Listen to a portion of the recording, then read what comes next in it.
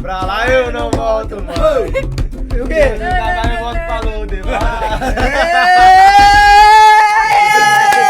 E começa mais um episódio de Podcast! Vamos começar apresentando Mel Freitas, Gabriel Dias, Gabe e o nosso convidado especial, nosso pastor Ed! Para de bater na mesa. Perdão, gente, perdão aí quem estiver em casa aí, escutando esse negócio. Perdão. Mas hoje aqui nós temos um convidado de honra. Obrigado, Ed, por você estar comparecendo aqui no nosso podcast. Tá começando ainda, mas muito obrigado por você ter aceitado o convite. A gente selecionou umas perguntas pra você. A gente vai deixar a querida Samuel Mel fazer a transmissão com o decorrer do vídeo e a gente vai conversando. Então, gente, oi, tudo bem? Então, é o seguinte, pra quem também não sabe, o pastor Ed é meu pai, né? Por isso que eu vou estar aqui, tô com todo orgulho aqui, ele estando aqui com a gente hoje. É o seguinte, hoje ele vai contar um pouquinho do testemunho dele, de como foi e tal, que ele passou por, né, bastante coisa durante a juventude dele. E a gente vai tentar tirar das coisas que aconteceram na vida dele de aprendizado pra gente também, né? Então a gente vai querer começar assim, vamos começar forte já. Porque você, desde jovem, já teve envolvimentos com drogas. Começou muito cedo, ao mesmo tempo que você também foi pai muito cedo. Explica um pouquinho pra gente como é que foi isso, a sua relação com as drogas, sendo bem novo e tudo mais. Como é que foi assim? Ô filho, primeiro é um prazer. Amém. Né? Obrigado. É um prazer, eu sempre tive curiosidade de saber como que vocês tocam um barco aqui, sabe? Mas é legal. Importante dizer que antes de eu me envolver com drogas, eu sempre fui um bom menino, sabe?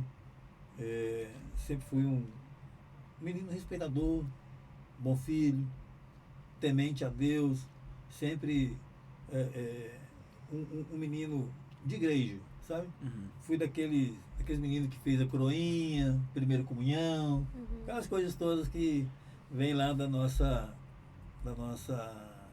catolicismo, né? Da religião do Brasil, né? Então, a igreja chegou até você de família mesmo, desde cedo. Desde cedo. Uma família muito religiosa, meus avós muito religiosos, os 4 avós muito religiosos. Minha mãe, nem tanto, mas sempre que podia nos mantinha, né, nesse entendimento, nesse segmento. Então, assim, eu fui um bom menino, entende? Aos 12 anos eu conheci o Evangelho, sabe? E conheci o Evangelho em uma igreja que, na época, para os padrões da época, era muito radical. Sabe? Eu conheci o Evangelho na Igreja Assembleia de Deus. Para aquela época, usar bermuda, os jovens usar bermuda era um pecado. Jogar bola era inconcebível. Assistir televisão era Fogo! disciplina. Assistir televisão era disciplina. Nossa, sabe? E daí... Eu lembro dessa assembleia. Essa assembleia aí. Eu lembro. E daí, eu fiquei dos meus 12 aos 17 anos, sabe? Na Assembleia. E lá eu vivi o extremo, sabe? Entra naquilo que a gente estava conversando antes, do adolescente fazer o uso do Evangelho para ministrar o Evangelho, sabe? E daí, quando eu cheguei aos 16 anos, já saí para trabalhar, 17 anos conheci um pouco o mundo lá fora, né? E ao conhecer o mundo lá fora, foi onde eu tive a vivência com o álcool, logo depois com a maconha, logo depois com... Eu fui subindo de estágio, né? E chegou ao que a gente não imagina e espera que nenhum jovem passe. Principalmente o jovem que conhece a Cristo. O que você acha que te levou a largar a igreja assim, para conhecer o mundo? Curiosidade? Amizade? O que você acha que foi? Cara, foi um conjunto de coisas.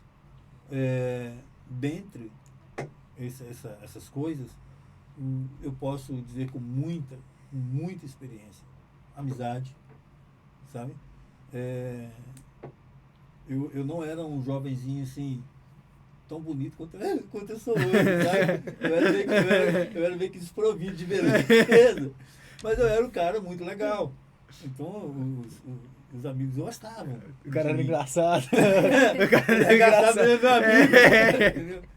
E daí, as amizades acabaram me apresentando uma porta mais larga do que o que eu tinha dentro da igreja.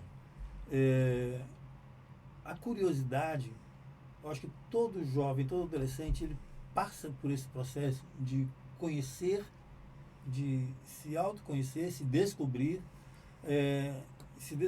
como pertencente a um meio, a um mundo. E aí, dependendo do seu nível de curiosidade e do seu direcionamento para essa curiosidade, você se perde, sabe?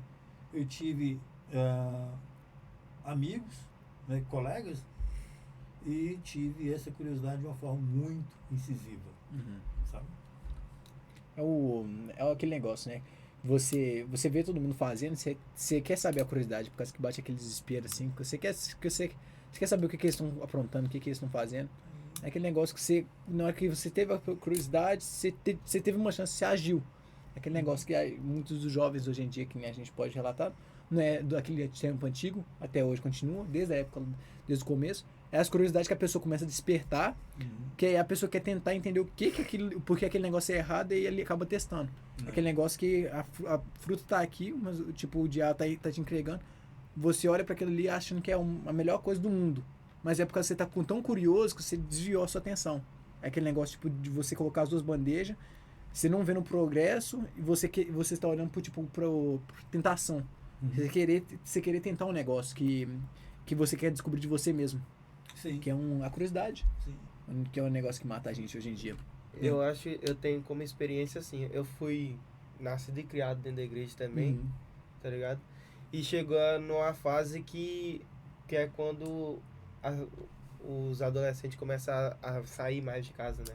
Na parte dos 14 anos. Aí eu tenho muitos amigos meus que cresceram comigo dentro da igreja, que muitos deles, eu acho que mais o que pegou mais eles foi o motivo de querer se encaixar, tá ligado?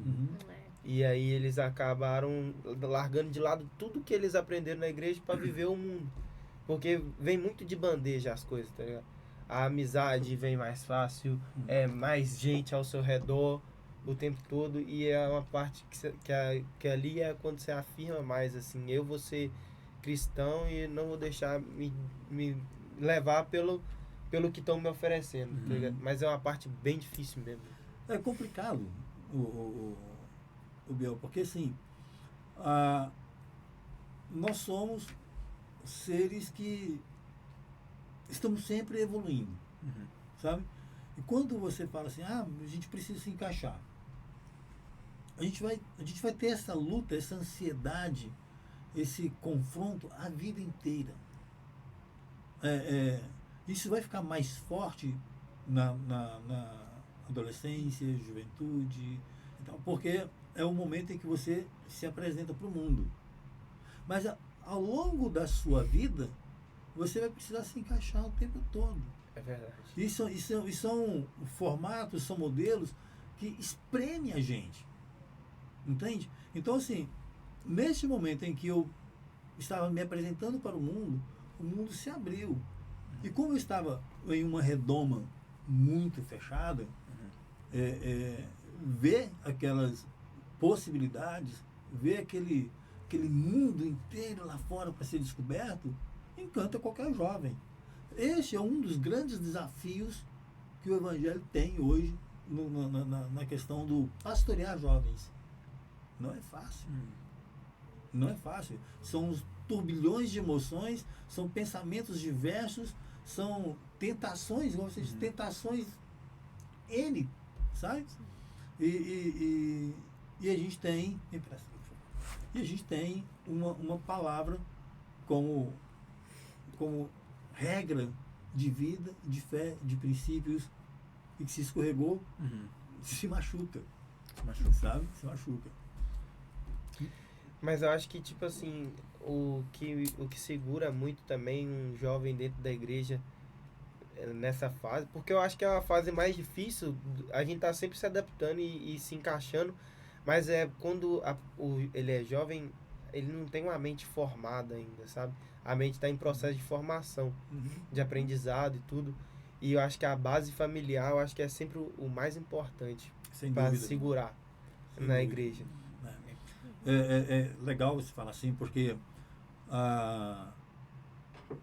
como eu disse, nós somos seres em evolução. A gente nunca está formado, né? Até para morrer, você está aprendendo a morrer. Você nunca morreu. Eu não quero aprender, não quero aprender ainda, não. A aprendizagem que deixar para mais tarde. Deixa lá no final da época. Mas a gente nunca está com um perfil fechado, a gente nunca está com um diagnóstico fechado, a gente nunca está com as coisas concluídas. No dia que concluir, literalmente você fecha caixão e bora para outro plano, sabe? Porque não é inconcebível você pensar assim, pô, legal, eu já sei de tudo. Não, né? Então a gente está sempre mesmo em aprendizado e em evolução. Sempre.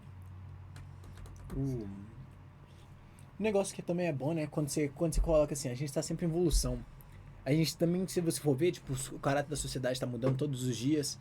O que antigamente você achava que era tipo, inacreditável, tipo, o que acontece hoje em dia, os negócios que estão sendo legalizados, que estão fazendo tudo de fazer normal, é um negócio que a gente, hoje em dia, a gente fica olhando assim, a gente fala, tu só tá perdendo no meio do caminho, por causa que o povo tá tanto curioso, tá tão querendo buscar o que o mundo lá fora tem pra dar, que o povo esquece do manual da vida, que é o livro, é a Bíblia que Deus deixou pra gente. Sim.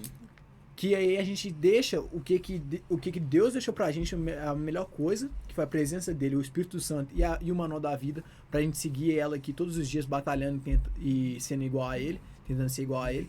Mas não, a gente desvia o olhar do que é eterno para o que é carnal. Que a gente vai lá e a gente estabelece a linha. E é onde que muita gente quer saber o que é a curiosidade do errado.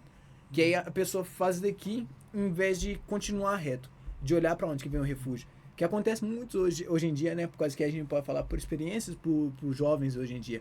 Que a curiosidade deles querer saber sobre... o porquê isso daqui é tão errado. Por que todo mundo fala que fumar pode, tudo pode. Na Bíblia fala, tudo é lícito. Mas você tem que ver se te propõe uma coisa, se te convém. Então, se vai ser um negócio que vai te machucar, que vai tirar você da santidade com Deus, se vai te tirar você do caminho, do seu propósito, para que você vai tentar fazer isso? Mas por mais que a gente sabe das leis, a gente lê, ainda mesmo assim a gente de vez em quando quer ultrapassar essa linha. A gente quer dar o nosso jeito de fugir. Que é o negócio do conceito, né? Do livre-arbítrio, que é o negócio mais lindo. Então, olha só, o curioso do que é errado, a curiosidade do que é errado. Mas o que é certo também causa curiosidade.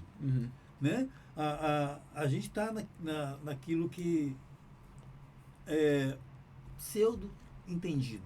Eu já sei. Não, você não sabe. Não sabe? Tem tanta coisa que você não sabe. Seguramente você não sabe.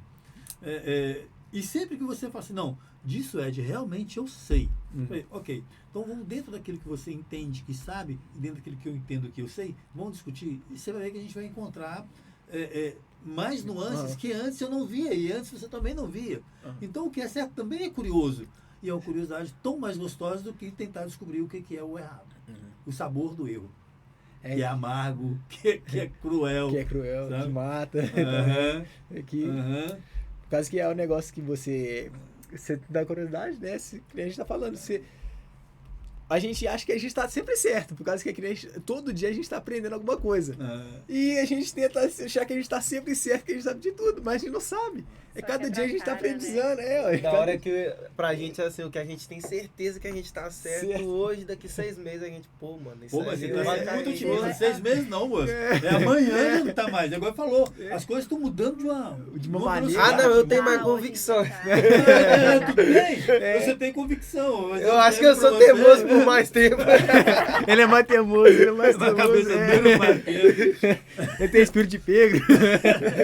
Ele é apegado às ideias.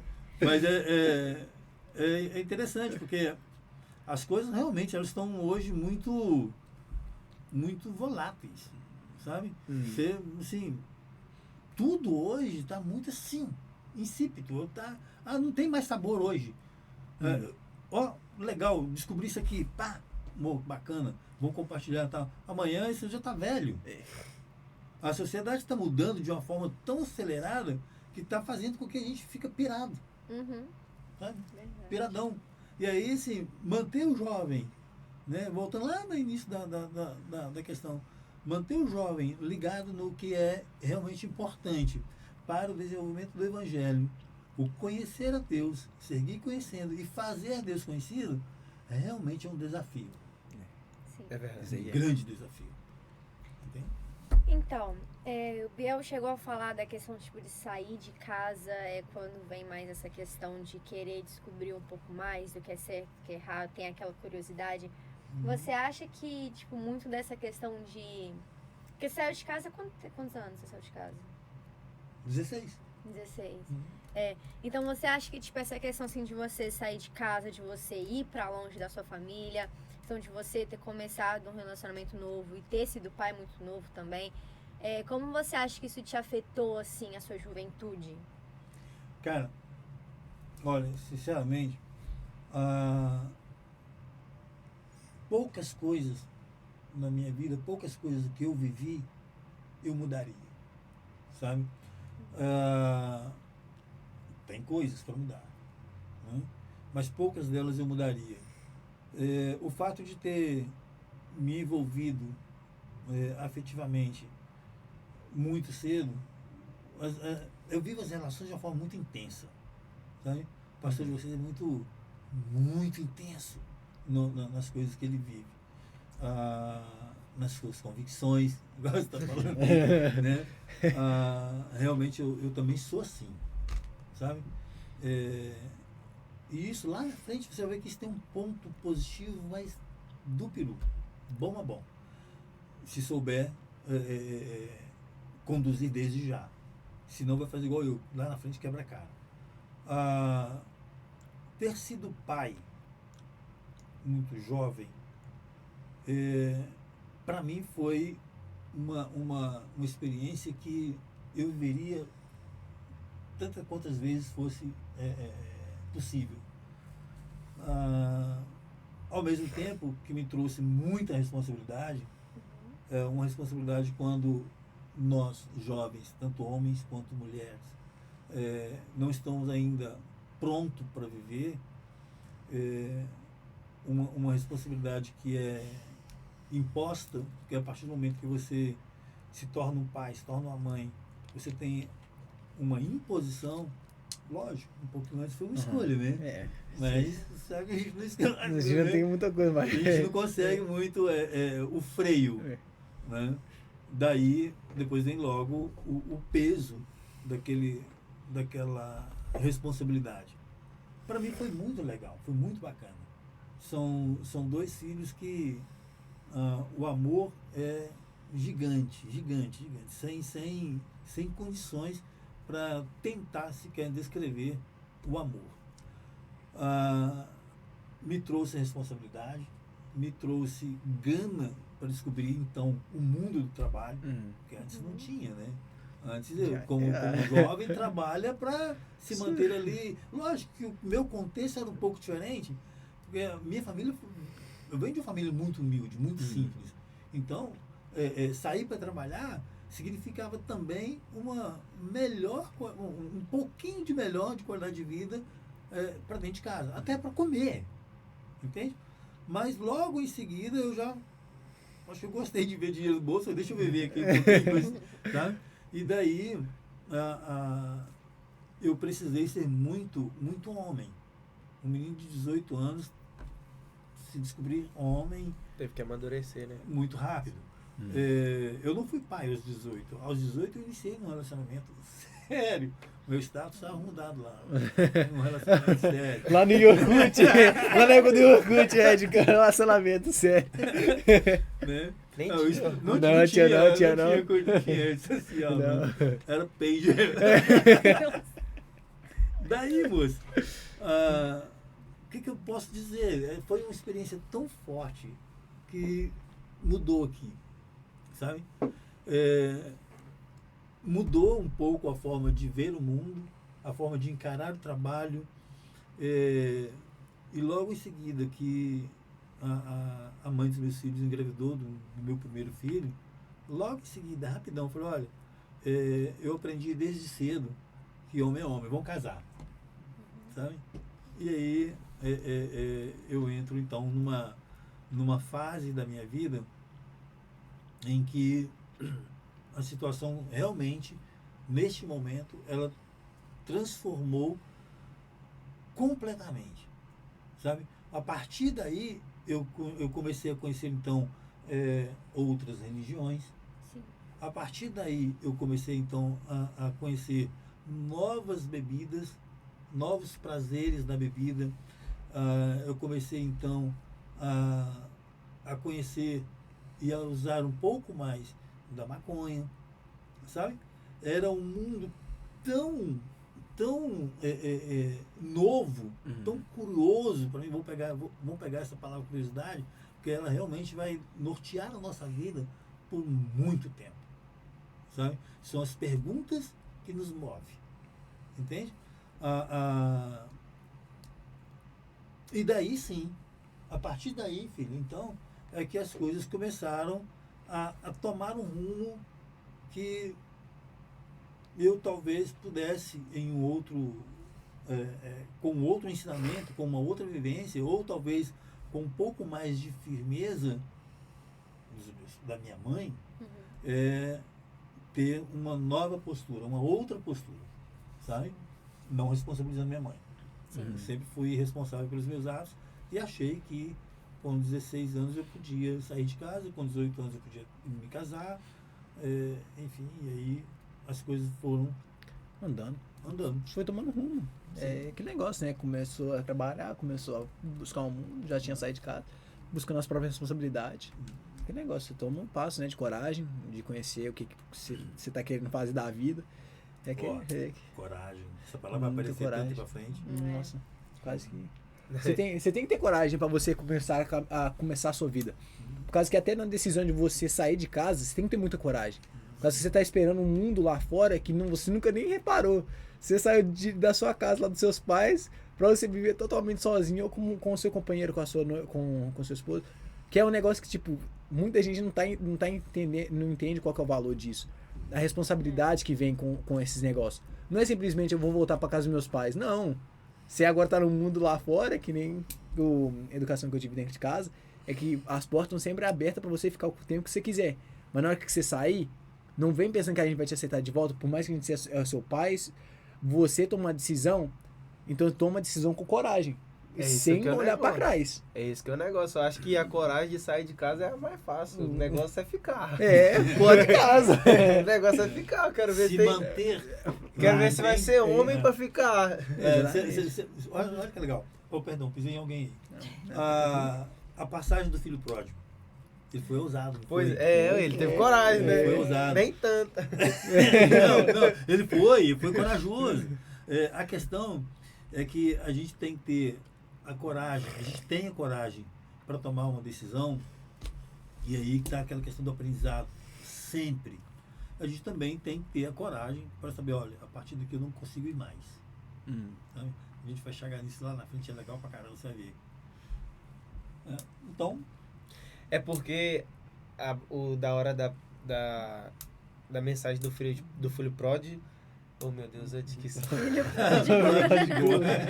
Vamos falar com ele. Acontece a foto. Pródigo. É isso aí. Que tipo assim, tem esse lado do sair de casa, mas ele fala meio que sobre a saída da casa do Pai, né? Que é a casa de Deus, que foi o lugar que você deixou quando você tomou a primeira decisão, mas que também foi quando vai chegar a hora que você vai tomar a coragem de voltar também.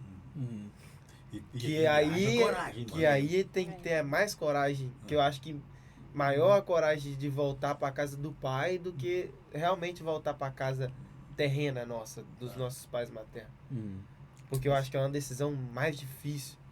Tem que ter quebrantamento. Tem que ter um passo de... Porque nem a gente tá falando coragem. Você tem que ser ousado e você tem que ter fé de olhar, tipo, largar tudo para trás. Você tem que ter convicto do que você tá fazendo. Pois é, olha só. Eu então, com 18 anos, só pra gente rir um pouquinho, a primeira vez que eu usei maconha, foi um fedor de bosta de banho. Nossa, eu odeio o cheiro daquele negócio. Que negócio horrível. Eu cheguei na casa da minha mãe. Chegou na casa da mãe dele ainda. Cheguei na casa da minha mãe e falei assim, ela falou, uai, filho, mas tá fedendo? Eu tava esquentando fogo ali. O fogo dele tinha nome, o fogo dele tinha nome. Bosta de boi estava queimando. Fogo de boi. Pra espantar mosquito. Muito pernilongo. Mas daí foi interessante a jornada, porque logo depois eu também precisei ser muito corajoso. Logo depois, não, um tempo depois, também eu precisei ter muita coragem para chegar para ela e falar assim, mãe, fiz merda, né? Deixa eu voltar, sabe? E aí depois vocês me cobram que a gente vai chegar na hora boa de falar sobre a coragem para voltar.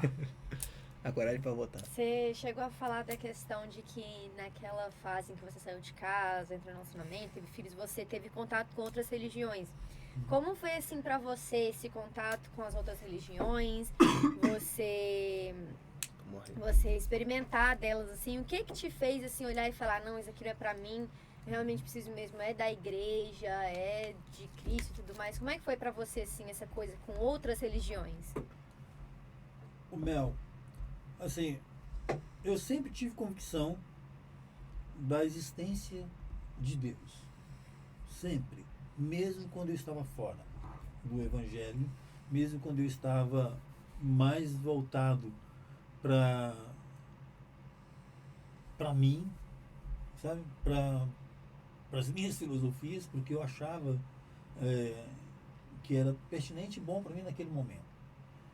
Eu nunca deixei de crer em Deus. Acontece que neste relacionamento me foi apresentado o espiritismo, me foi apresentado o candomblé, a umbanda, o kardecismo, me foi apresentado um outro lado do catolicismo, sabe? E o catolicismo em paralelo com o espiritismo, sabe? Foi muito estranho para mim, porque eu sempre tive a certeza de quem era e de quem é o nosso Deus, entende? Sempre tive a certeza.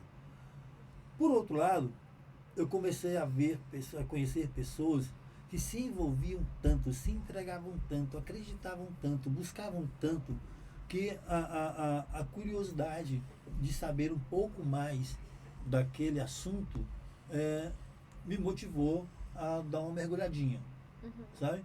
Eu não fui a águas profundas, sabe? Sim. Mas eu não fiquei também na superfície. Então eu comecei a descobrir, a participar de outras religiões, como a Umbanda, por exemplo, e comecei a saber os ritos, as obrigações, a hierarquia, mas nunca botei fé, por exemplo, em um trabalho de Umbanda. É engraçado, isso parece, é um paradoxo, porque você começa a conhecer, você vê a existência daquela fé, vamos dizer assim, porque é uma fé para quem pratica. Só que você não faz parte, né? Mas eu não tinha o pertencimento àquilo. Por outro lado, todas as vezes que eu saía daquele terreiro, todas as vezes que eu saía daquele centro, e que na primeira oportunidade que eu tinha, eu visitava uma igreja, seja ela evangélica ou até mesmo a católica, eu me sentia aliviado. Acho que a palavra é essa, aliviado, sabe? E quando eu chegava a uma igreja evangélica, eu me sentia constrangido, envergonhado. E não podia ser diferente. O Espírito Santo, ele tem que nos confrontar. O Espírito Santo, ele vai... Ele nos constrange. Nos constranger. Nos constrange. E é que nem aquele hino lá. Quem já pisou no Santos dos Santos não sabe viver em outro lugar.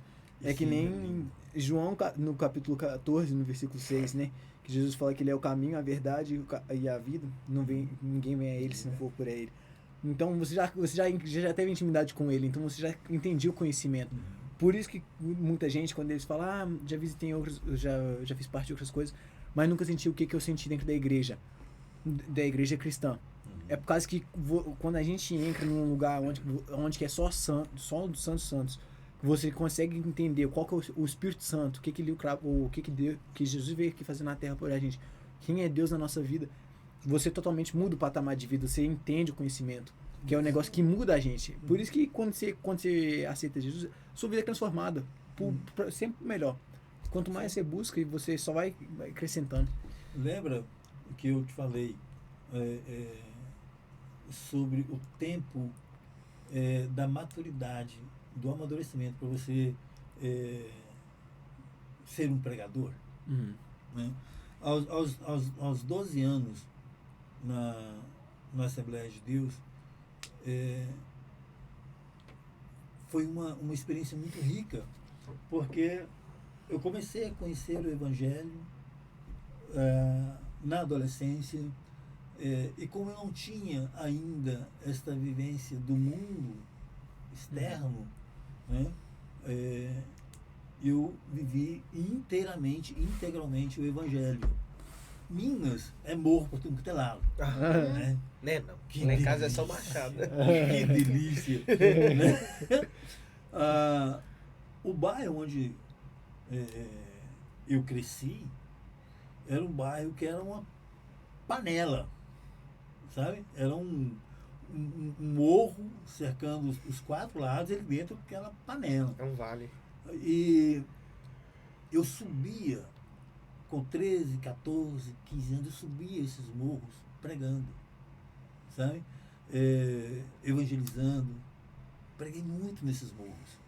Preguei muito, sabe? E daí, assim, quando eu fui apresentado para o outro lado do mundo, para o mundo paralelo que a gente estava vivendo, ao que eu estava vivendo, esse momento, essa minha vivência, a minha experiência, não foi o suficiente para me manter lá. Entende? Está entendendo que eu estava te falando da questão da maturidade ou do amadurecimento para você pegar o microfone e tal? Assim era. Os cultos de sábado na Assembleia de Deus eram os cultos de jovens. E era culto mesmo, aberto ao público, e era assim, lotado. Os jovens cantavam, os jovens faziam ofertório, os jovens, tudo, inclusive a pregação. E a pregação de estar lá em cima de terno, gravata, e desce o fogo! Descia. E desce o fogo! Descia, porque era incrível. Porque o Espírito usa ainda, Né? a gente dá idade. Exato. Se você der lugar, ele vai te usar. Aí a questão agora a gente precisa amadurecer o tratamento no processo, sabe? O Espírito Santo usa mesmo, chama mesmo, e o que ele mais quer é um coração atento ao seu chamamento. Eu acho que assim, por exemplo, às vezes você não tinha atingido aquela maturidade para poder estar ali pregando e tudo, mas a gente tem que prestar atenção nisso mesmo, porque o Espírito não vai deixar de te usar, porque se você tá ali, ele vai te usar para trazer almas pro Senhor, E na Bíblia está escrito isso também, em Apocalipse, que vai ter muitos que vão lá e falar assim, para ti eu preguei o evangelho, para ti eu ganhei almas, eu curei, porque o Espírito não vai deixar de usar, o Espírito vai usar mesmo assim, porque ele vai fazer a obra, entende? Mas a gente tem que vigiar muito. Será que a gente está pronto? Exato, Será porque que... senão você vai ouvir, né? Ok, você fez isso, fiz. Então, afasta de mim, eu não te conheço. Porque Você só fez. você fez, mas será que foi realmente, aquele você estava símbolo realmente perto de Cristo? Sabe aquele sino que ressoa sem saber o que está ressoando? É só um barulho. Entende? E esse barulho avisa, entende? Porque às vezes a pessoa fazendo um barulho ali, o evangelho vai indo, entende? A mensagem chega. Eu tenho um pensamento comigo, e às vezes eu me permito dar vazão a ele, sabe? O eco do evangelho, entende? A gente grita, a gente fala, e a gente sai. E aqui vai ficar ecoando por quanto tempo? Até onde aquele eco vai, sabe? É aquele negócio que a gente também fica tanto na rotina, a gente fica tão programado, que aí a gente começa a fazer rotina, de tipo vir, e aí a gente não tá mais escutando. Aí que a gente também encaixa também nesse negócio, a partir de mim, que eu não conheço vocês. Por causa que a gente tá vivendo uma rotina e a gente tá falando, mas eu fui pra igreja, eu fiz isso aqui tudo. Mas você não buscou intimidade. Você só veio. Você não buscou intimidade. Você só tava ali, só corpo. Exatamente, você tá vindo aqui só pra bater ponto, você não tá me buscando, você não tá ajudando, você não tá querendo se conhecer, você não tá querendo ter intimidade.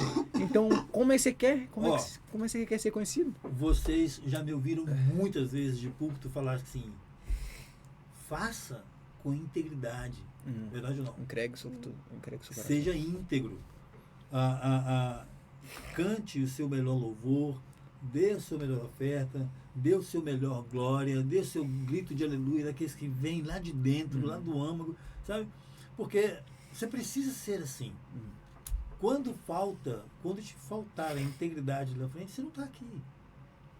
Sua cabeça está lá na namorada, sua cabeça está lá no futebol, sua cabeça está lá no trabalho, sua cabeça está em qualquer lugar. Aqui só está o seu corpo. É verdade. Eu acho assim, a gente tem que, quando a gente está dentro da igreja, para servir, a gente tem que entregar tudo ali e deixar o Espírito agir para a gente estar ali servindo. Mas eu acho que a gente não pode deixar de estar no culto para receber. Porque às vezes a gente vai entregando, e só trabalhando, e a gente esquece de entrar no culto para receber mais, tá ligado? E aí, do que adianta o jarro vazio, sem azeite? Entende? Porque Jesus estava dentro da casa de Marta e de Maria, e Maria estava tão preocupada em arrumar a casa que ela não ouviu o que Jesus tinha para dizer. Entende? Sim. E eu acho que, tipo assim, é necessário o trabalho, mas a gente não pode esquecer que a gente tem que diariamente se encher do Espírito. Claro. Eu acho, só pra te corrigir, eu acho que era Marta que tava. Verdade. Marta que você tava tá certo, né? Eu falei errado. Maria tava escutando. Só Não, corrigir. obrigado. É isso aí, é um ou outro se ajudando. Exatamente. Então é o seguinte, você falou dessa questão de você ter vivido várias religiões e tudo mais. Qual que foi o seu ponto, assim, de virada que você falou, não, agora eu quero Deus, é só Deus, eu vou seguir só isso, eu vou fazer só isso mesmo. A questão de que agora você teve a coragem para voltar para casa. Posso complementar com a pergunta Pode. dela? Quando foi seu verdadeiro encontro, primeiro amor com Cristo de volta? De volta. Uhum. Tá. Eu tenho para mim que sempre que o Senhor faz na vida da gente algo transformador, tem data. Sabe? Você nunca vai falar assim, aconteceu comigo um milagre e tal, mas espera aí, deixa eu ver quando foi. Não, você sabe quando foi. Marca, né? Marca. Sabe? Comigo, o meu processo de arrependimento e de conversão se deu em 7 de fevereiro de 1997. O início do processo. E aí marcou mesmo, hein? Você É. viu? Esse foi o início do processo. A minha aceitação se deu no dia 2 de novembro de 1997. Nesse tempo, foi um período em que eu vivi o mais profundo do abismo. Sabe? No dia 2, no dia 7 de novembro, eu tô olhando as datas aqui, ainda estou Americanizado já. No dia 7 de fevereiro, eu estava em um festival de rock em Belo Horizonte. Eu morava em Uberaba. E teve esse festival de rock e eu quis muito ir. Né? Movi o que eu precisei mover para ir a esse festival de rock. E fui. Em Belo Horizonte é a capital nacional dos bares. Tem muito bar lá.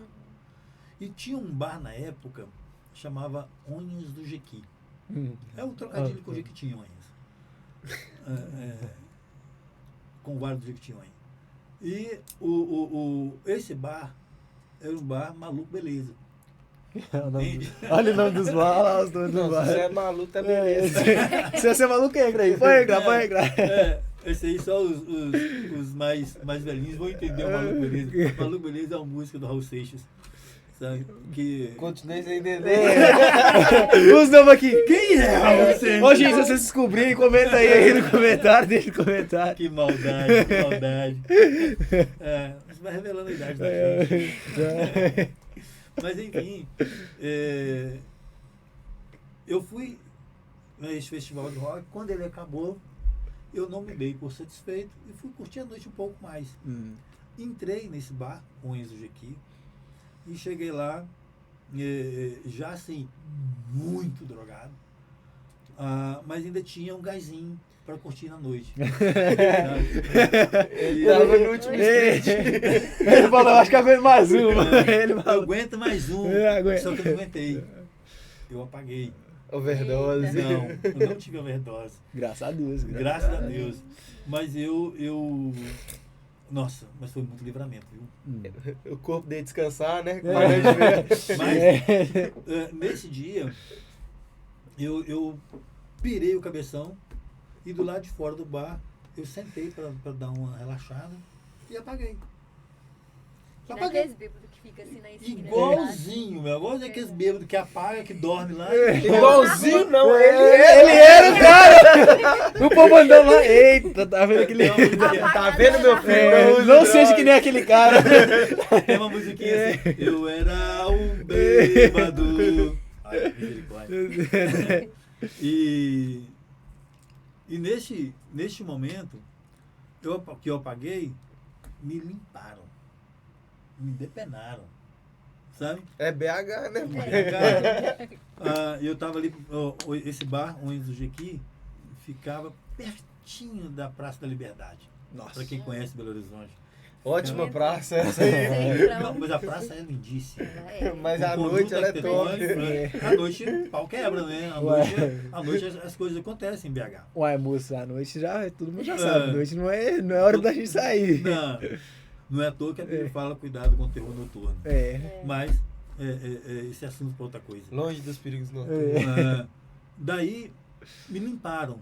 E eu estava com uma boa quantia em dinheiro. Eu estava com passagens compradas para mim, para minha mãe, para minhas irmãs, para a gente passear um tempo. Me roubaram tudo. Me deixaram apenas de cueca. Ou pelo menos, né? Graças a Deus. Pelo menos isso, né? Não seriam tentados violentos. Tô com dor, né, mano? Tá doido. Não. Daí, Esse cara pelo menos foi simpático. Pelo menos ele não precisa cobrir com a folha. Que nem Adão e Eva. Pois é. Mas daí, nesse dia, eu peguei um táxi, só de cueca, o cara foi na confiança. Assim, vambora, chegando lá em casa, a minha irmã te paga. Ele não pagou, cara. Imagina se minha tia vira e fala pagro, não. Eu já tava Eu não em casa. conheço, não sei quem conheço é, esse moço. cara. Eu já tava em casa, eu não vou voltar e te deixar no lugar que eu te peguei. Vocês são quantos irmãos? Nós somos quatro irmãos, eu sou o quinto. Não. Você é o mais novo? Não. Eu não Não. sou o quinto. Nós somos 5 filhos. Eu Você tenho é o 4 irmãos. segundo. Eu sou o segundo. Ah, tá. Daí, obrigado pela assessoria. Sempre. Daí, quando eu cheguei em casa, eu vi a minha mãe de joelhos orando. Essa imagem está gravada aqui até hoje. Porque passou esse período, eu voltei para Uberaba e aí começa todo o meu martírio. Eu saía, eu já testemunhei isso de púlpito, então não é segredo para vocês. Eu vivi intensamente o mundo das drogas. Eu me drogava. Nesta época já estava começando a sair o crack, sabe? Eu saí do trabalho, sempre fui muito trabalhador, sempre fui muito responsável com o meu trabalho. Eu saí do trabalho às 5 horas da tarde, ia para o boteco, começava a beber, daí já começava com a maconha, continuava bebendo, ia cocaína, vinha o crack. Todos os dias. Todos os dias. Nessa fissura de encontrar a paz e tirar um pouco o peso daquela imagem que eu tinha visto da minha mãe orando por mim, eu saía do bar, já malucão, ia para o centro, tomava um passe, sabe? Voltava para o bar, bebia mais um pouquinho e terminava na Igreja Universal do Reino de Deus, que era a única igreja aberta à noite na cidade naquela época, sabe? Daí Ele tinha um projeto. eu fazia isso tudo em busca de paz e de apagar o peso. Aquela imagem da minha mãe de joelho orando, pedindo a Deus para me guardar, foi muito forte. Ficou gravada. Aqui começou então esse processo de arrependimento e de encorajamento. Eu vivi isso tudo de uma forma muito intensa até dia 2 de novembro. No dia 1º de novembro, um grande amigo de loucuras, lá também da cidade, ele teve 2 crises de overdose. E a gente estava com um montante considerável aí de drogas, eu tinha usado drogas a noite toda. Quando foi dando 5 horas da manhã, eu virei para ele e falei assim, olha, a gente precisa ir embora, você já não está bem mais. Já deu uma parada e voltou. Vamos embora?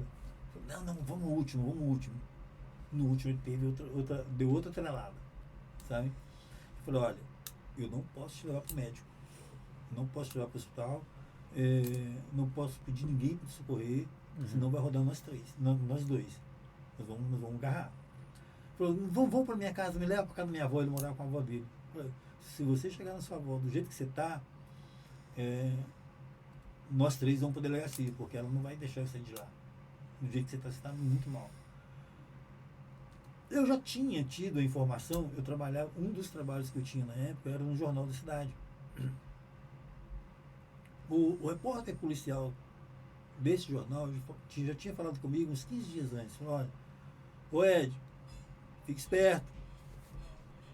Você já caiu no radar. O pessoal tá te monitorando.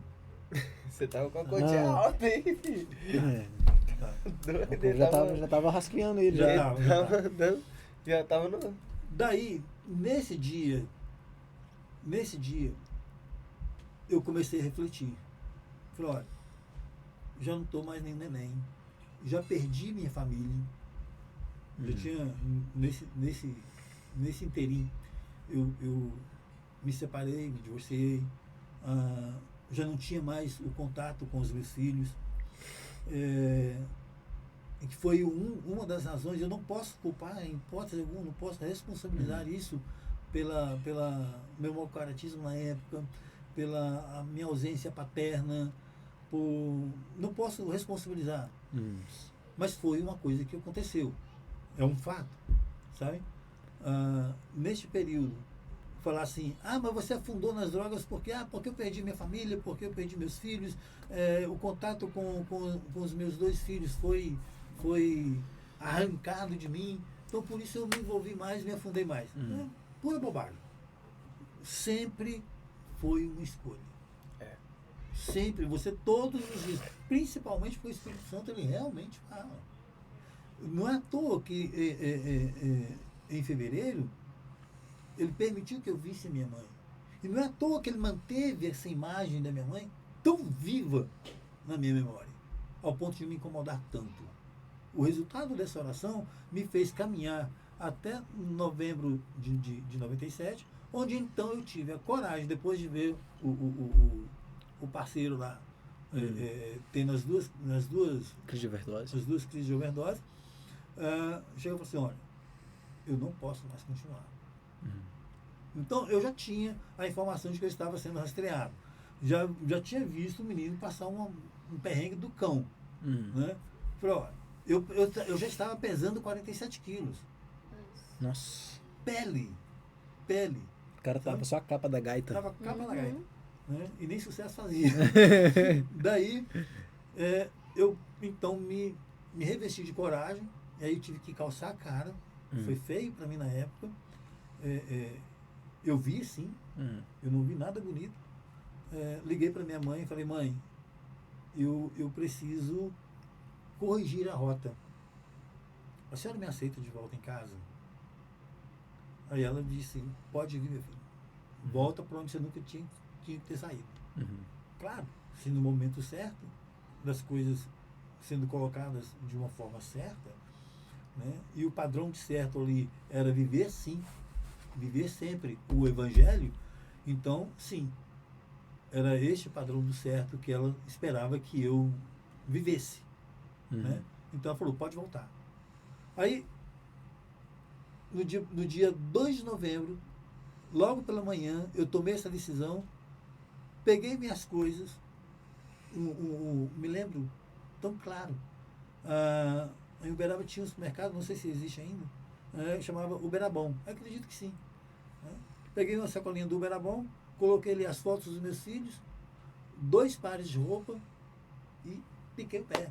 Deixei casa montada, deixei carro para trás, tudo, larguei tudo. Eu simplesmente fiz isso, olha, não quero mais. Peguei apenas as fotos dos meus filhos, meus documentos, 2 trocas de roupa e para casa.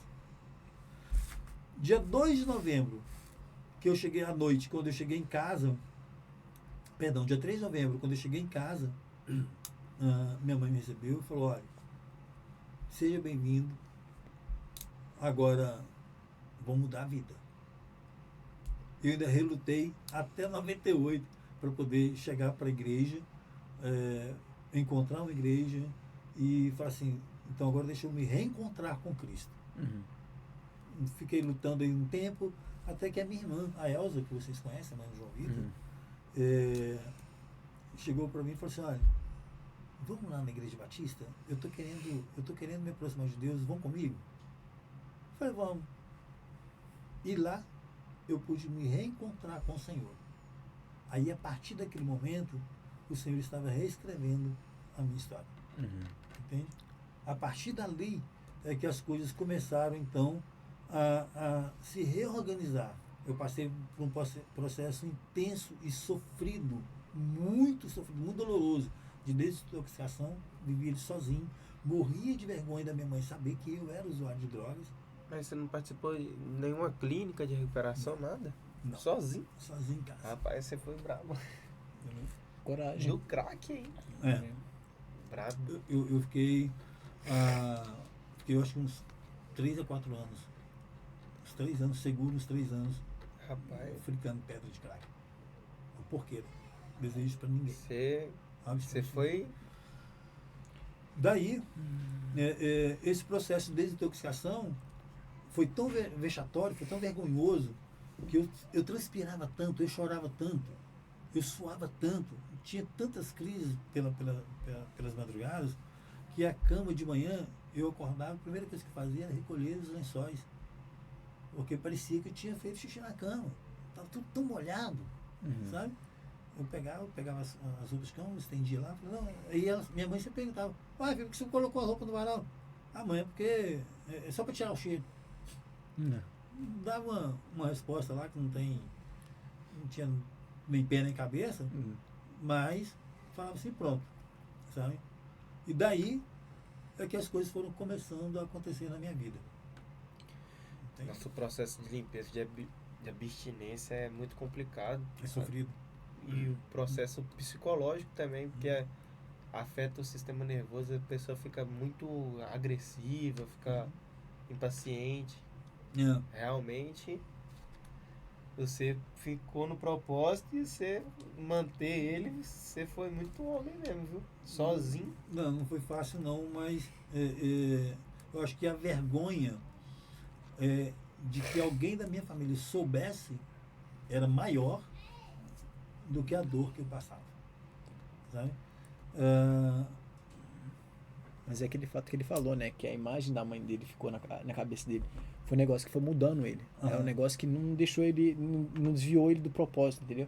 Por causa que algum negócio aconteceu que Deus marcou ali naquela noite, por causa que ele lembra até hoje. Então, um negócio que modificou ele para ele passar por esse tudo e falar, eu quero uma mudança de vida. Que foi aqui que ele tomou a atitude. Não é um negócio que a pessoa a pessoa é muito corajosa, mas sim um negócio que ela acredita e o que ele teve o conceito de entender que aquele que ele estava fazendo era errado e que o propósito dele não era aquele lá, que é onde que Deus deixou ele ver a mãe dele orando, que ele é onde foi a chave que mudou. Aquele negócio que a gente fala, é a mudança de chave. Eu tenho uma curiosidade. Você, naquela fase da adolescência que você estava dentro da igreja, você teve ali verdadeiramente um encontro com Deus ali naquela época? Sim.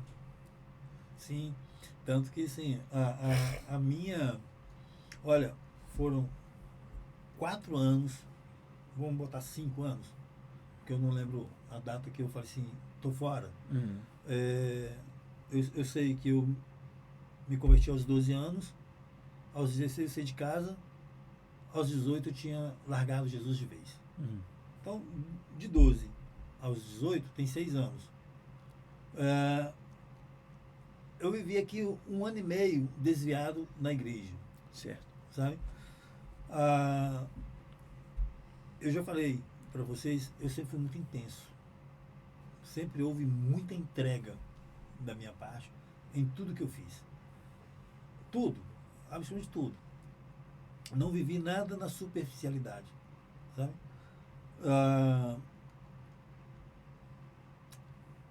Aos 14 anos, eu assumi o púlpito da igreja para pregar para jovens, independente de quem estava lá. E toda a igreja era quase obrigada a estar presente. Não era só jovens, não ia só o grupo de jovens, ia toda a igreja. O culto era dirigido por jovens, mas ia toda a igreja.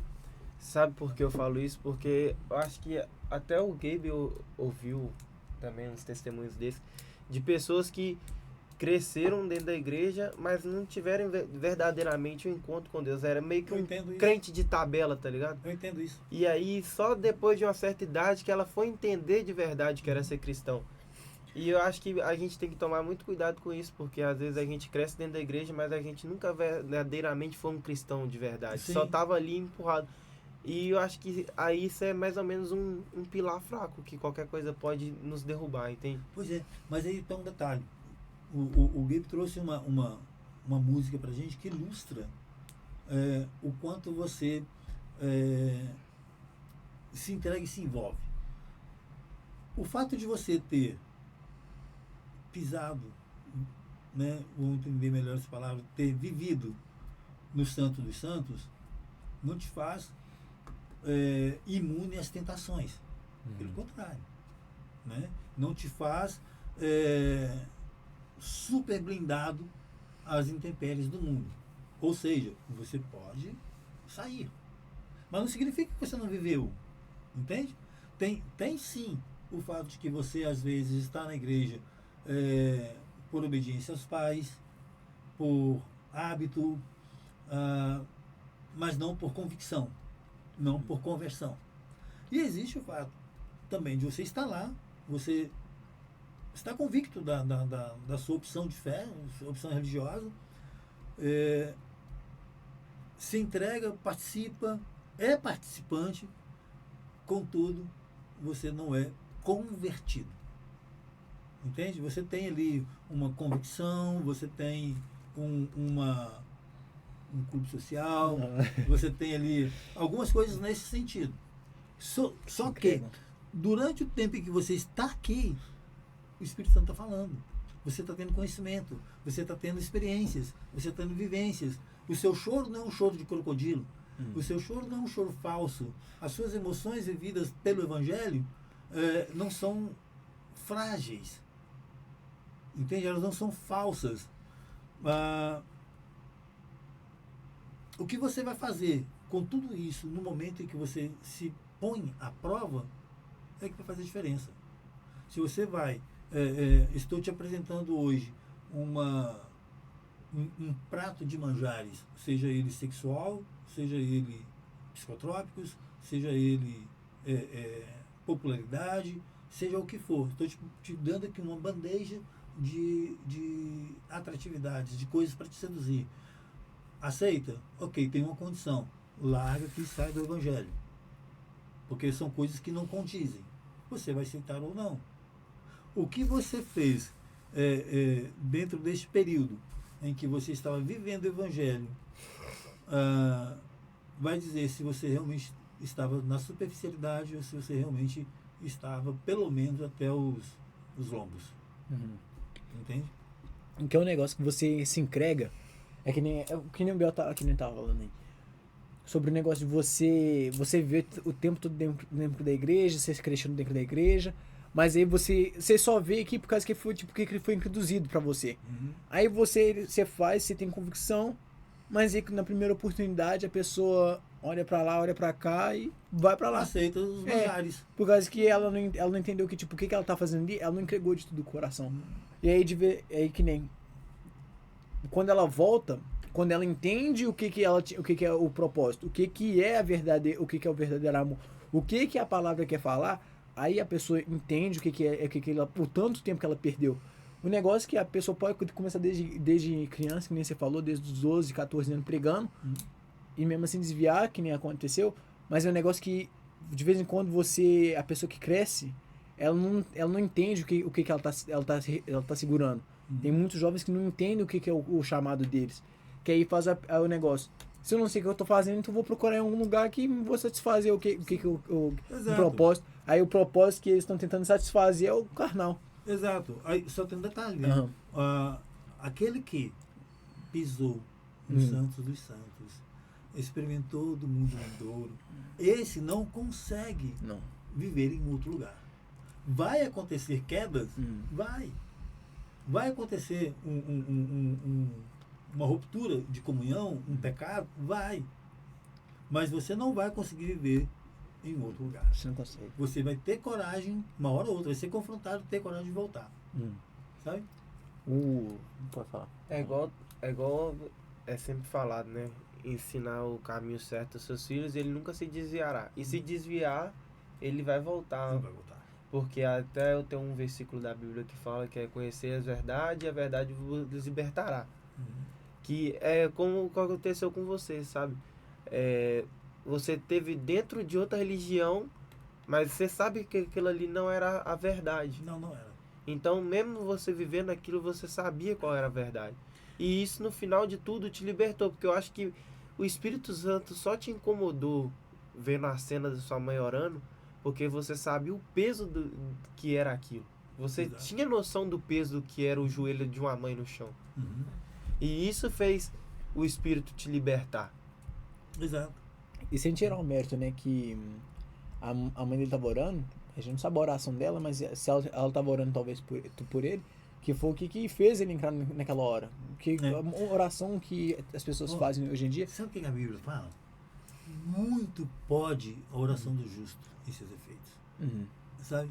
Então, assim, não tem meu pé me dói. Sabe? Se a Bíblia fala, e eu acredito no que a Bíblia fala, se ela é o meu livro de fé, se ela fala que a oração do justo pode muito, é muito eficaz, então é muito eficaz. Não tem que ficar assim, mais ou menos. Não, não é. Ela é muito eficaz. Se ela orou por ele, moço, Deus escutou a oração, mandou ele lá dentro daquele quarto lá e viu. Não tem outro. Que é o negócio, né? Que a gente, de vez em quando, a gente não entende. A gente que é jovem, a gente que não tá vendo backstage, né? Que nem a gente fala, a gente não tá vendo o fundo do teatro, né? A gente não tá vendo as câmeras por trás. Mas a gente tá vendo quanto que a dedicação dos pastores, as dedicações dos líderes que tem em cada ministério. A gente não faz a mínima ideia quantos que eles oram por a gente, quantas vezes que eles fazem jejum por a gente. Exato. E de vez em quando a gente fala, nossa, mas não me deu uma atenção, não conversou comigo. Mas, gente, você entendeu quanto a pessoa tá carregando, sabe? O fardo da pessoa que tá tendo para tentar buscar sempre manter santificação, para que ele venha sempre ser um exemplo para você, e ter o caráter, e ser um exemplo de Cristo aqui na Terra, e para passar a mensagem pra gente, a pessoa tá lutando todo dia. De vez em quando ela não tá querendo nem falar com a gente, mas mesmo assim vocês tiram um tempo e falam com a gente. Mesmo assim, vocês não merecem saber metade das dores que nós passamos, mas vocês estão lá sempre acolhendo a gente e sempre recebendo a gente. Dúvida. Vocês sempre estão dispostos. Aí a gente, de vez em quando, a gente fala, ninguém dá atenção. Mas, gente, imagina o tanto de coisa que a pessoa tá segurando, o fardo da pessoa é alto. Vocês não fazem ideia do peso que um pastor traz nas costas. Sabe? A oração, a cobertura, o cuidado, a intercessão, a responsabilidade da palavra, o zelo pela palavra, nossa, é muito grande. Sabe? Tem uma questão que você colocou, filho, com relação ao que me trouxe, né, até aqui. A nossa história, né, o que vocês estão fazendo hoje, por exemplo, vai estar contribuindo para a formação lá na frente. Né? Amém. Tudo que a gente vivencia, tudo que eu vivenciei, veio me forjando. Sabe? Faria algumas coisas diferentes? Sim, faria. Sabe? E uma das coisas que eu faria de diferente, talvez não, era sim não ter hoje me permitido conhecer o lado obscuro da fé. Estou colocando sim a Umbanda, o Candomblé, o kardecismo, o espiritismo como o lado obscuro da fé. Sabe? Que vem aí para te iludir, vem aí para te enganar, 100% fechado com a palavra do Senhor, e ela diz que ela é lâmpada para os nossos pés, luz para os nossos caminhos. Não tem outro. 100% fechado com o que o Evangelho me diz, que conhecereis a verdade e ela vai te libertar. Então, se eu sei que a verdade está contida na palavra do Senhor e ela é para mim luz para o meu caminho, ela é lâmpada para os meus pés, eu não vou tropeçar. Então, eu sei, a Umbanda, o Candomblé, o kardecismo, o espiritismo, de modo em geral, são muitas outras. Se eu pudesse hoje, eu não teria mais essa curiosidade. Claro, me deu base para poder te dizer, com 100% de certeza, pelo menos da minha certeza, da minha experiência, da minha vivência, de que não vai te levar a lugar nenhum, a não ser aquele que você já sabe para onde vai. Já sabe. São lados opostos. São caminhos opostos, sabe? Por tudo que a palavra nos ensina, por tudo que o Evangelho nos explica, são caminhos opostos, ponto. Outra coisa que eu, seguramente, faria diferente, seria a luta pelo não afastamento dos filhos. Né? Uma coisa que mexe muito com todo pai. Com todo pai. A paternidade é algo espiritual que não tem explicação. Sabe? É muito forte, é de Deus, entende? É algo que, sem pestanejar, é de Deus. Ser pai, não é à toa que Deus é o nosso pai. Né? Ser pai é uma experiência que não existe parâmetro, não tem como eu comparar. ser pai com pisar na lua, ser pai é como... Não existe parâmetro. Você tem que ser pai. Entende? Então isso são as coisas que eu corrigiria no meu curso. Né? Contudo, tudo isso veio me forjando, veio fazendo hoje a pessoa que eu sou e principalmente com o entendimento do meu chamado pastoral. Sabe? Bem. Sim. Que foi te forjando, que foi te mostrando também o caminho, né? Que é onde Exato. que botou, Exato. onde que conectou de novo como é que é? Que nem a música dos Colossenses, Colossenses aos reis, que o véu se rasgou e assim se juntaram, como é que assim da música? Depois eu vou pegar o verso e vou ler. Você viu? É Colossenses 6. Não sei. Tá.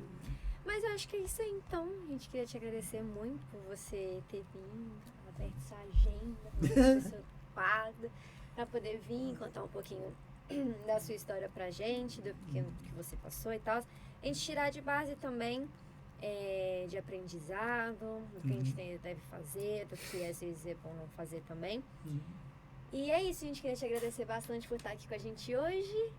E é isso, mais alguém quer falar alguma coisa? Pra finalizar, conta aí pra nós quando foi que você conheceu a Cláudia e formou a família que você tem hoje. Rapaz, lembra daquele processo? Então, eu conheci a Cláudia na igreja batista, onde eu me reconciliei com o Senhor, onde eu reencontrei o meu amor com o Senhor e ele me presenteou com o amor da minha vida. Eita, Né? então... nas câmeras, fala lá nas câmeras. Aí. Sim. Este processo de reaproximação do Senhor é tão fantástico que em um outro momento eu gostaria de compartilhar com vocês a questão da profissão que ele me deu. Fantástico. O jeito foi cometendo um pecado. Foi cumprindo pagando o preço por um erro. Ele me deu uma profissão que veio sustentar minha família e me trazer até aqui. Encontrei a Cláudia na igreja, nos conhecemos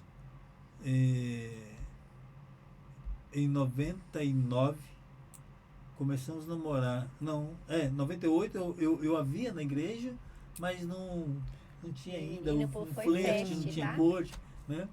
Em 99 a gente se aproximou um pouco mais.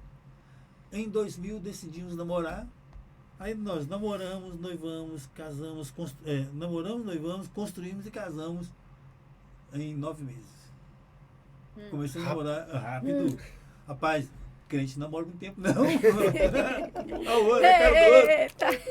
Crente não namora muito tempo, não. É perigo. É perigo. Foi só viu, não. Não. Daí, rapaz. Agora eu tô comprometido. Daí, em 2000, eu casei com o Cláudio. Em outubro de 2000, esse ano a gente faz 25 anos de casado. Sabe? E foi um processo, uma restituição que o Senhor me deu, me fez. Eu perdi uma família em função da falta de juízo, em função do não assumir um papel de homem e de sacerdote. Na verdade, eu nem tinha ainda essa maturidade, esse amadurecimento para saber que eu era o sacerdote da casa, que eu era o responsável pela casa. O que passa com todo jovem que se envolve num relacionamento maduro, conjugal, muito precocemente. Sabe? Mal sabe ainda o que é ser um sacerdote, já está sendo um marido. Mal sabe ainda o que é ser um provedor, já está sendo um pai. Mal sabe as coisas, os desafios da vida, não sabe o que está lhe esperando, né? Então, quando eu converti de novo, quando eu me reconciliei com o Senhor, quando eu experimentei as coisas que o sim ao Senhor me trouxe, ele então me restituiu uma família. Amém. Que reconheceu. e deu uma nova chance, né, de criar. Sim, sim. Tá aí, ó. Nosso ó. Deus é um Deus de oportunidades, É, um Deus de amém. chances. E que você tem que ter coragem, né, pra voltar, que nem as Coragem. coisas. Sim. E que nem a gente, eu só queria lembrar aquele ponto que a gente tinha falado. A coragem de você voltar. A coragem de você voltar pra igreja. Quando você reconheceu que tudo que você tinha feito, que você tomou o novo passo. Você, quando você fez esse passo, você foi com. Você, que nem a gente que nem você falou. Você entrega tudo. Ali você começou. Você virou sua página, tipo. Zerou. Zerou. Você Tá. entregou tudo. Para não te falar assim, zerou, Ah, eu cometi um outro pecado uhum. logo depois, que foi um pecado de trânsito, né? Mas que eu conto para vocês em outro momento, porque foi fantástico. Através deste erro, através deste pecado, em que eu fui extorquido por quem deveria nos proteger, que é a nossa polícia, e eu fui dizendo não, até me sobrar um processo. E Processo, né? e eu paguei pelo processo.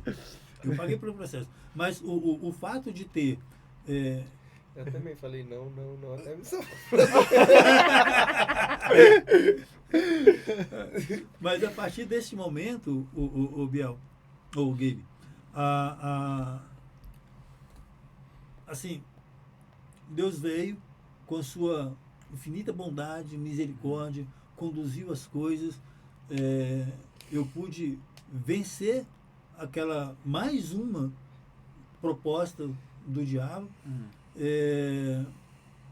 e fazer com que o meu rumo fosse endireitado, sabe? Eu fosse endireitado. E até hoje, a briga é ferrenha, de mim para comigo mesmo, né? E de mim para com as tentações do dia, né? Como é que fala? Cotidianas, né? Sim, cotidianas. com as coisas do cotidiano, sim, sem dúvida. Aí É isso, né? ficamos Sim. por isso. Uhum. Só pra completar o que eu tinha falado lá, a música Consciências e Suas Linhas de Amor, que fala assim. Deixa eu ver agora. Feito antes, escrevi. Aquele fio que se rompeu da minha alma até a Deus, o sangue santo costurou Cristo em suas linhas de amor, que fala quando Jesus foi na cruz e rasgou o véu pra gente. Sim. Teve um novo começo, que deu a nossa nova oportunidade de a gente se arrepender e começar um novo passo E nos todos os entregou o dias. Espírito Santo. E nos Sim. entregou o Espírito Santo. pra E que aí, ele sabe, buscar. uma palavra para o nosso público jovem, sabe? Eu acho que é isso que eu ia falar pra você falar agora no final, uma palavra que você deixa pros jovens. Pros jovens. O Sabe? povo ali de casa ali, ó. Pro povo, aquele Aquele povinho povo ali. ali, ó. Aquele Tá povo. assistindo ali. Povinho esperto, povinho safo. Como diz o Biel, tô ligado. Povinho Tá ligado, né? safo. Tá ligado. Olha só, Não, calma. não se envergonhem por serem crentes, sabe? Encontre esse senso de pertencimento ao Evangelho, encontre esse senso de pertencimento ao reino dos céus, sabe? Não queira descobrir o pecado e o gosto do pecado, sabe? A palavra do Senhor nos diz, nos orienta, olha, resistir o diabo e ele vai fugir de você.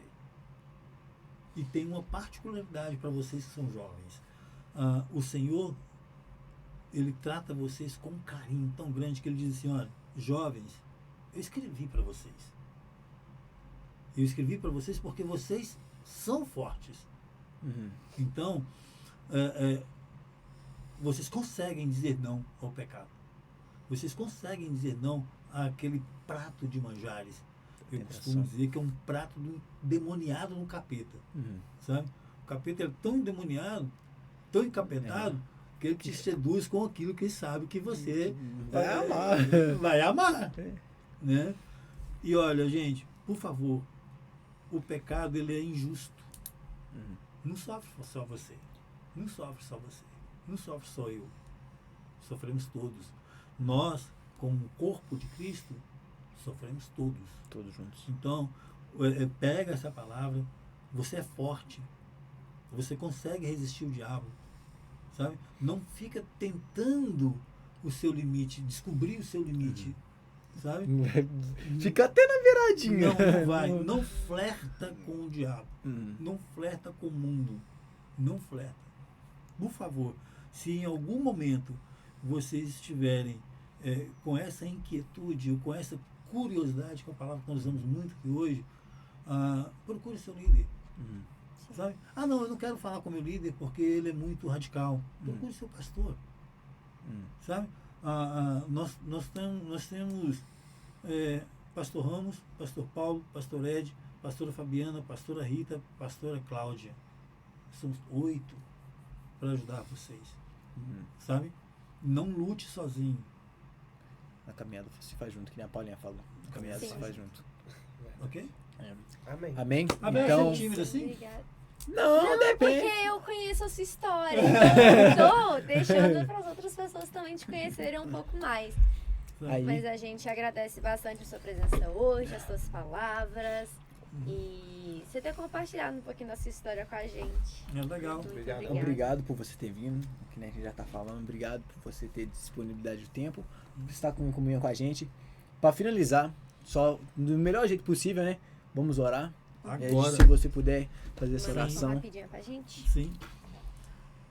Deus Santo, Paizinho de infinita bondade, quero te agradecer pela oportunidade que o Senhor me concedeu de estar compartilhando com esses jovens, com esses garotos, um pouco daquilo que o Senhor me permitiu viver. Peço ao Senhor que os livre de toda e qualquer tentação que, porventura, seja mais forte que eles. Eu duvido que seja, porque o Senhor, se o Senhor os reconhece como fortes, quem dirá o nosso adversário? Sabe que eles são fortes. Basta uma pequena decisão, a tomada de decisão, saber que o Senhor é suficiente. Jesus, tu és suficiente. Então, muito obrigado por tudo que o Senhor tem concedido a nós. Fortaleça esse canal de comunicação que os meninos estão aqui trabalhando.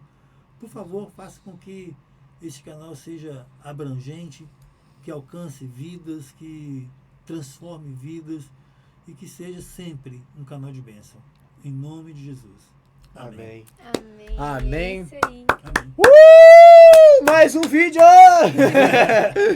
Obrigada a todo mundo que assistiu também. Lembre-se que qualquer coisa é só mandar DM, arroba Catedral FM e arroba onepurpose.grupo. No Instagram. E isso no Instagram. E toda sexta-feira, às 8 da noite, temos aqui a nossa célula e você é nosso convidado. Um beijo pra todos Beijo. vocês. É nóis, valeu, rapaziada. Gente, fica com Deus. Falou!